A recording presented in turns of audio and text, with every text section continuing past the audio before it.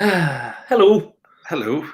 You all right? I'm not too bad. I see you've got, but the I know. set's not complete yet. Where's I know. all the lovely stuff? I know all the stuff's still over now. We have moved about. We've sort of mirror imaged around for Mhm, reasons best known to somebody else. mhm. No, we've just moved around, created a bit more space. Do you like my new original paintings? Have you seen them Oh before? You've yes. never seen them before, I don't think. They No, did you steal them? well, that's a Rooney and that's a Marquee, but they're worth about 25,000. No, they're not really. They're copies. They're fakes. Just in case you're a burglar around Carrick Fergus. I know the We've got the Rottweiler will get you. We've got the festival on over here at the minute, the Dalriada Festival. So the Vamps, if you hear music in the background, it's the Vamps giving it Dixie. This has been on all day. Apparently, the weather's been pretty good for them. It was supposed to be, it was going to be awful, but I think it basically rained itself out last night. There was huge amount of I rain. think it did. Is that the Transvision Vamps? Is it, or is that a different group? No, God, you're showing your age now. Mm-hmm. It's the Vamps. Aye, the heat wave in Europe. All these people who give it off about, oh, it's very hot in Greece in the summer. Yeah, it normally is. But oh, my heart goes out to all these poor people who are suffering in the heat as we get absolutely drenched in the pissing rain. Funny. My sister's down in France, and I think she's having lovely weather and lovely time. But it hasn't been great here. In the Glens, you normally get it quite bad, but it seems to be it's quite good. Is it? No, well, it was absolutely bucketing down last night. There was wee bits and pieces of flooding over here last night. So there was, but yeah, to be fair, I think they've had a decent day down there, so that's good for them. And the other guy, there's another day tomorrow. Who has it on tomorrow? Bear with me.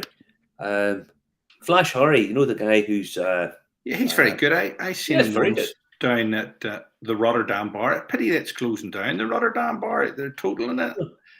Well, they have Scouting for Girls Blue and Sam Ryder's on tomorrow, along with a pile of other different things at all the different stages. So it's actually a really big event. But actually, next week's a big week for you in festival because it's Belfast Whisky Week, isn't it? Belfast Whisky Week kicks off next week. I have loads of stuff going on in the next couple of weeks. But I have a couple of days off at the start of the week, so it's not just so bad. But yeah, so I'm looking forward to Belfast Whisky Week. Loads of people have been saying that they're going to come and say hello to us and do bits and pieces and whatnot. So it'll be nice to see everybody. Nice to see people. Yeah, let us know if you're going to any of Marty's events tonight. Make sure you identify yourself and say hello. Some people don't know what we look like now and they've met us in person. Did I tell you I was in Scotland? I was in Scotland and I was at a distillery in Scotland. And as I was walking up, these two guys were standing having a chat. I think one of them was having a cigarette or a vape or whatever. And just goes, "Is you're Marty that does the Irish Whiskey Review?" I says, "Yeah." Blah blah blah. So if you're watching, guys, it was really really nice to see you, nice to meet you. So yeah. So very good. That's good. Yeah, but it's good to know. Remember to comment, like, and share. If you're watching us, we're on YouTube, we're on Facebook, we're on LinkedIn, we're on Twitch, we're on Telegram, we're on Twitter. Hit comment, like, and share. Everybody will know you're watching it. Tag us up. It's basically a Hunter Island whiskey special tonight, Marty, isn't it? Yeah, we're going down under a bit because we get connected up with the guys at Hunter Island Distillery. Because they're going to be coming over to see us, and it's a long way to come for a whiskey festival now. More power to them. Really nice to get that connection. The only trouble is we had to get up at 7 a.m. to talk to talk. I know, but I wasn't in any fit state to talk to. But more about that in about 20 minutes. Justin had a hangover. Justin had a hangover. Well, it was the 12th we were talking to him on. So let me see what people are saying. Thomas Jones is saying the more it rains means more water for whiskey. True. And Frank Hearn's on the dark silky. On the dark silky, yeah, excellent stuff. I decided to have a little bit of peat tonight, so I've had a wee bit of hard bag. There wasn't much left in the bottle, so I'm doing a wee bottle kill of it, and then we'll have a wee Highland Park. I haven't had this for quite a while.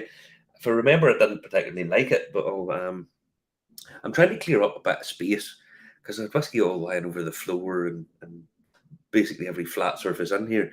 So I'm slowly sort of going through bottles that I've been there for a while. Just get rid of them, clear up a bit of space. I'm just buying more stuff anyway, so it doesn't really matter. Well, at least you haven't lost the cask. You're all right. Aye. Now, this was a story. Do you remember a couple of weeks ago?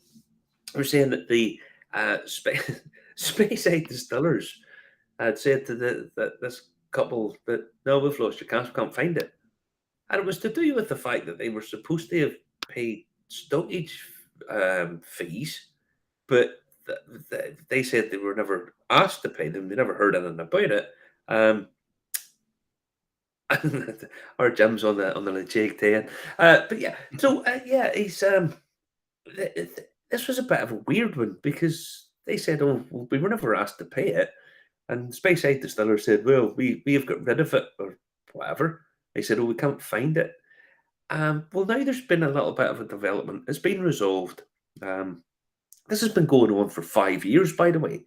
This isn't like this just happened this morning. This has been going on for 5 years.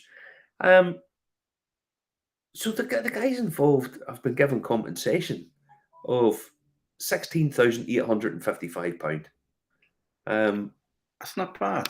It's not bad a wee amount, but there's someone else popped up as well, a girl called Sarah Johnson, and she's had a similar experience, but hers is a big sherry butt, big 500-litre sherry butt, and she's getting £32,543. How does that go, miss? Not possible. I mean, it's not possible. And they say, well, we sometimes have trouble locating these things.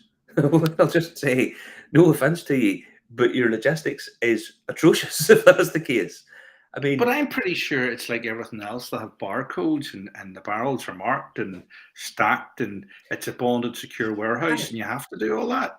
Yeah, well, just the whole thing kind of sort of reeks of total amateurishness.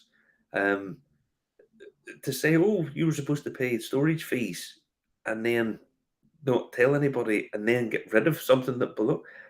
Well, just the whole thing seems very weird. I would like to come around your back garden to see if you have a large sherry butt shaped glamping pod there, Marty. Yes. Yeah. Tony Sillett might have a couple of them made into chairs or something. But I think he's going to have to get rid of the whiskey first because it's the whiskey's going to be an awful lot more valuable than the cask itself. It's just bizarre. The whole thing seems really, really stupid. The fact that it's been going on for years and them saying, "Oh, we can't find a cask," it's a bit. It's just aye. It doesn't. But I guess it doesn't inspire confidence in investing in some of these sherry or some of these whiskey casks, does it? Yeah. But there you go. Very, very, very curious situation. Very strange. Very strange. Now, the eagle-eyed folk online, they're always doing this kind of thing. They've spotted that Marvel are trying to save a few pound. They're doing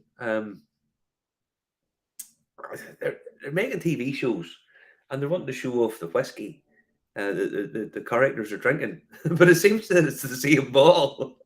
It's because it's popped up in Nick Fury film, and it's also popped up in She-Hulk. So it's Pappy Van Winkle, which is very expensive. So this is Samuel L. Jackson showing off. Oh, look at my product placed bottle of whiskey that I have. Sip over to the She-Hulk, and he's got a bottle exactly the same. So it's not the same bottle. It couldn't be. It couldn't be. It probably is. It's probably them trying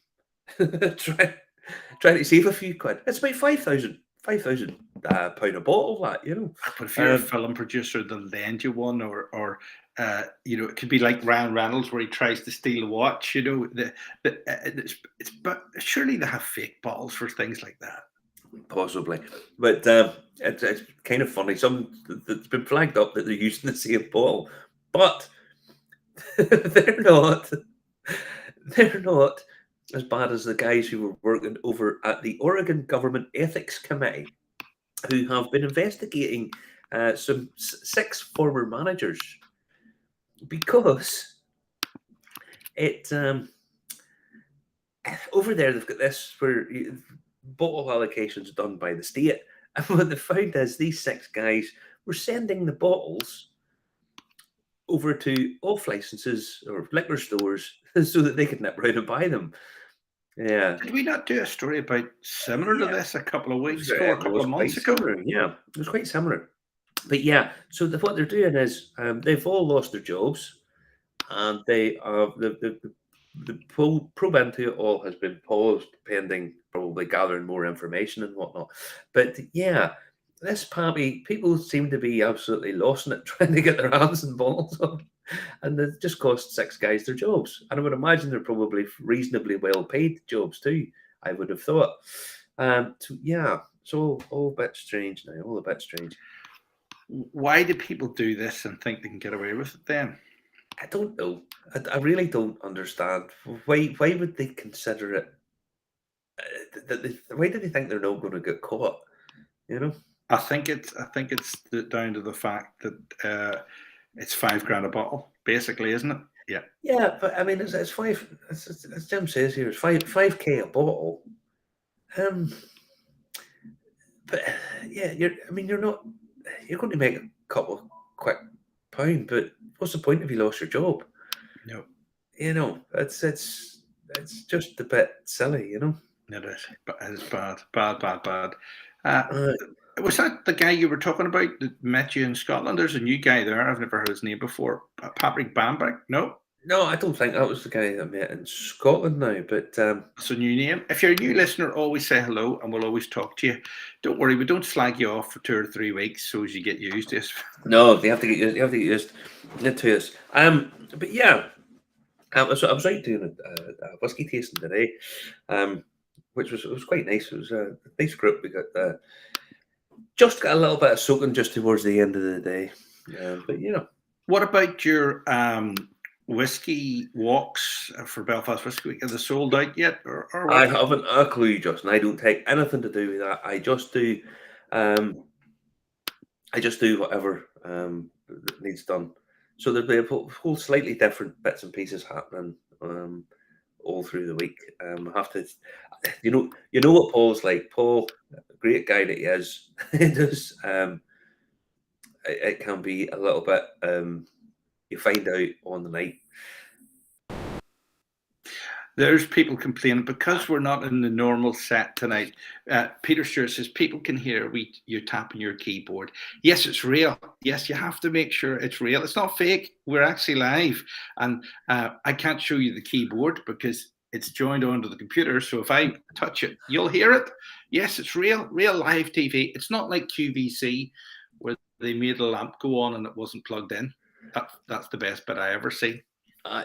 Well, Patrick, I was your guide in Ireland and Scotland, and it was good tour, really nice tour. So yeah, nice of you to drop in and say hello. But yeah, so probably in the States, Macallan, Scotland, Middleton, and Ireland, there's someone up to fakery with all of them. Absolutely. The amount of fake stuff that's beginning to filter through. I don't know how much of it in Ireland has just came about just yet, but you know it's coming. But Marty, I don't think that's really possible because everybody in Ireland knows the guy that comes around to sell you whiskey. Well, all I will say is if you take a bottle of Middleton Very Rare, it's exactly the same bottle. The only difference really in the thing is the label. But the difference in years, the prices in the years is phenomenal. So if you take a bottle of 1994, maybe run you £1,500. Bottle of 1996 is maybe going to run you £500. So all you have to do is buy an empty bottle of 94, get the label off it, and put it on another. This stuff is going on, you know. Patrick is trying Grey Coast. Oh yes, the Graham Madole whiskey, or the Gulfy whiskey one. Have I tried that yet? If you drink it, do you start talking with a transatlantic accent? The mid-Atlantic accent. It's a very weird accent. What about Rory McIlroy today? Haven't heard. Don't know, but I'll tell you a story. I used to work in a radio station, and I was the only person that didn't have a Mid-Atlantic accent, and the boss told me to stop putting on the fake accent. I was the only one that didn't have a fake accent, but anyway. Take it you get sacked from that job too. No. They got bought over, and then I had to go. Anyway, it wasn't too bad. Well, speaking of sporting stars, there's a couple of sporting stars this week. Carl Frog, who's a Nottingham Forest supporter. Carl Frog, ex-middleweight champion, Chin of Granite, said that he would not only batter Conor McGregor, but he didn't agree. He didn't give Proper 12 the greatest review in the world. It tastes like shit. So right. yeah. So So Carl Frog has he decided that he was giving Conor McGregor a bit of a slating, and he said that Proper 12 tastes like shit. But to be fair, how can you argue with branding like that? I mean, sure, it's fantastic. Looks the part.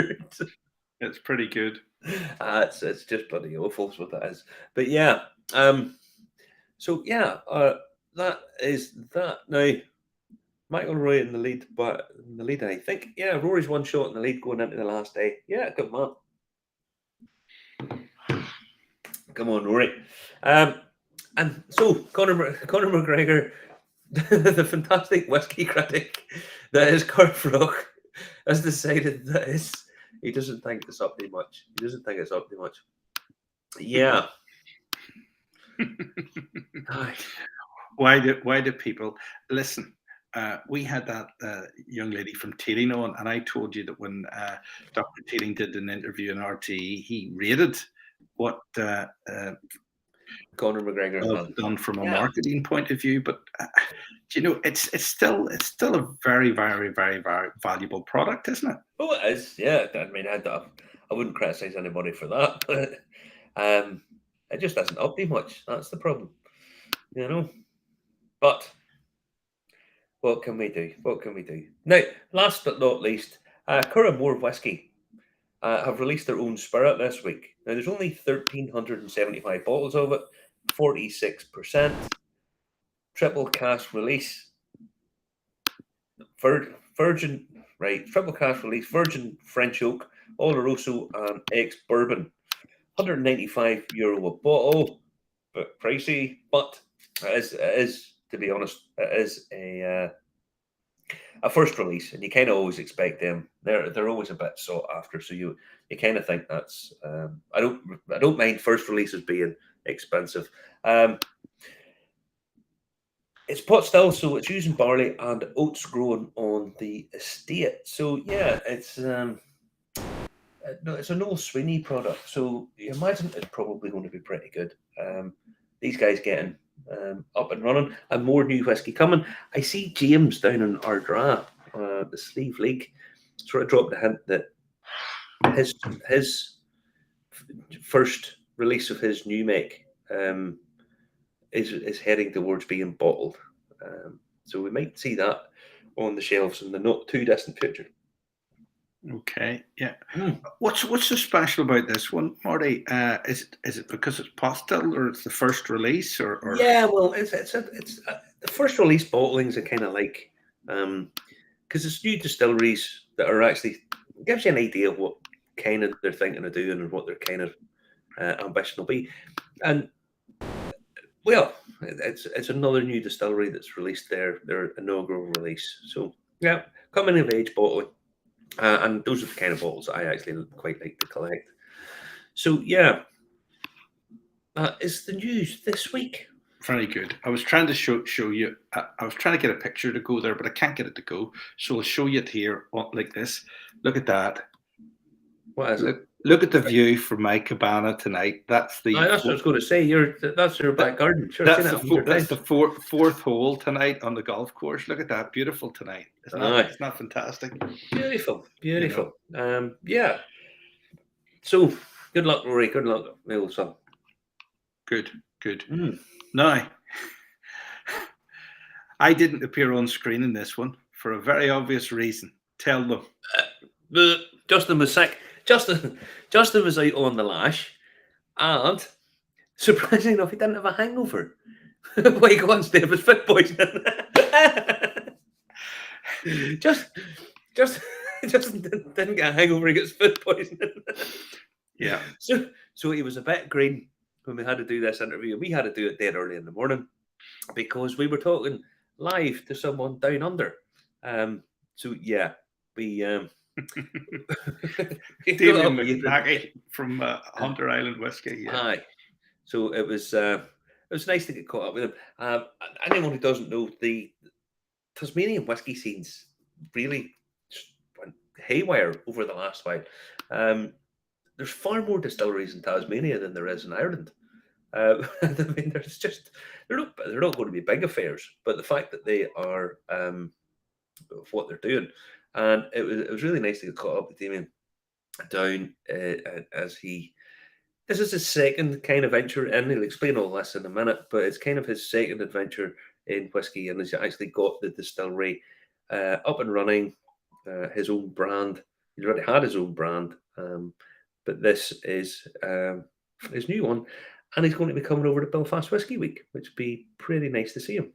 Not just to represent himself, but there's a few people coming and they represent nearly double the amount of whiskey. So, well, there's 8 distilleries going to be involved, and I think that from what I can sort of get, the whole distilling scene in Tasmania is very much a sort of, we're all going to do okay. It's not there as if there's much competition. There probably is a bit of that. I mean, I'm maybe speaking out of turn, but they seem to be acting as we want to be our own brand, and we're quite happy. People do different things, and so they're bringing over to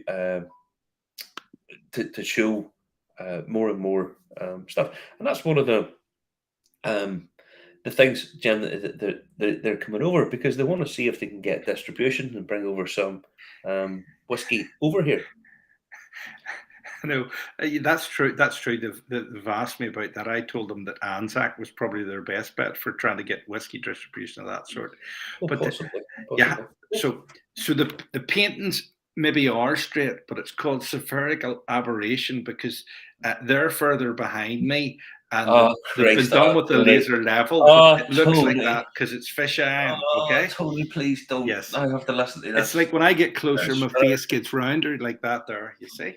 But anyway. Oh, Jesus.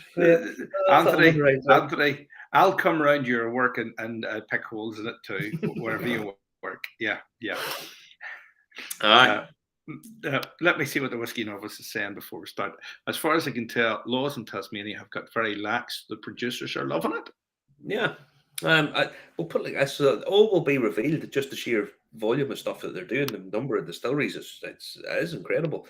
And a few years ago, I was doing a thing, and I met a girl who's from the Tasmanian Whisky Academy. It was her that actually really sort of opened my eyes to just how much, just what they're doing, how much they're doing, and yeah. There you go. The competition is doing a Tasmanian whiskey review soon. Aye, good old Ralphie. They're in for me. There's conspiracy theories. Oh, the big guys are wanting to crush the wee guys, Ralphie. We might be doing one too. We might be doing two. Anthony Sillett, they would not let you in. I might know the password, Anthony. I might know the password. Anthony, he comes into my house and I regret ever letting him in the first place. Right, here we go. Oh, where is it? Do you know what? It better work, otherwise I'm going to go mad here. You're not going to believe that. What is that? Can you see it, Marty? No? Nope. What do we say? Hold on.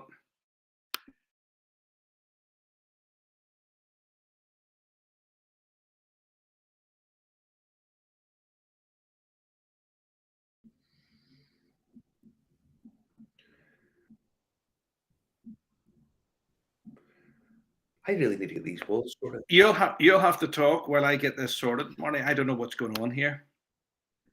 Aye, no problem at all. Aye, Jim, yeah, the Tasmania was still under prohibition for many years, so now they're loving it. Yeah, it's Damian explains all about this. He talks about the various things that have opened up, but a lot of the tradition comes back to Ireland.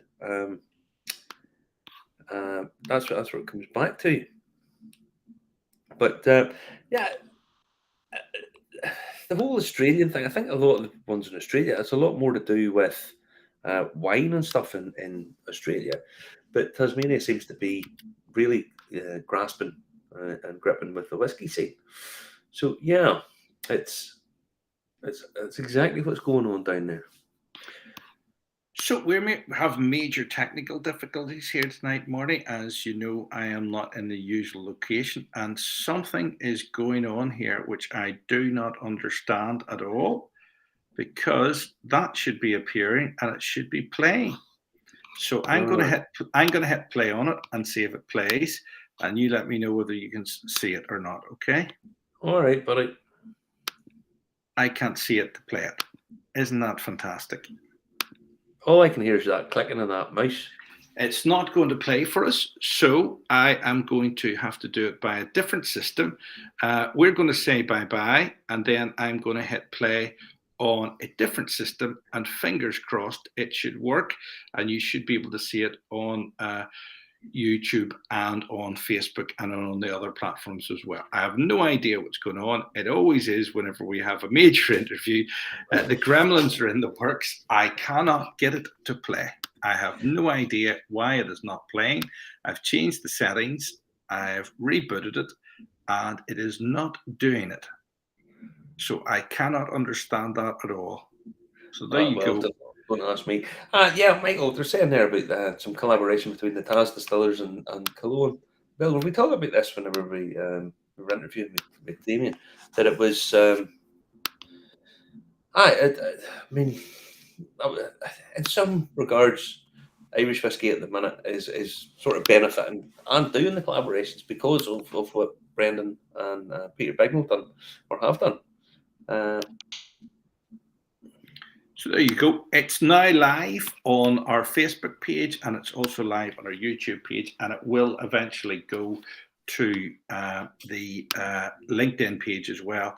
And you can also get it wherever you get your podcast from. It's as simple as that. That's all you have to do to watch the interview with Damian Mackey from Hunter Island Whiskey. So without further ado, we will have to bid you farewell, and I will have to go and sort this and see what's happening, Marty. So okay, buddy. Oh, please. Sorry about that, because we have promised it to go on. I'll see you sometime soon, and hopefully I'll see you Saturday, Tuesday night for a bite to eat. Okay? Okay, that'll do. All right. Cheers. Make sure you catch us. It'll be on YouTube. It's on Facebook. It's on LinkedIn. It's on Twitch. It's on Telegram, and it's on Twitter. Stay there for us.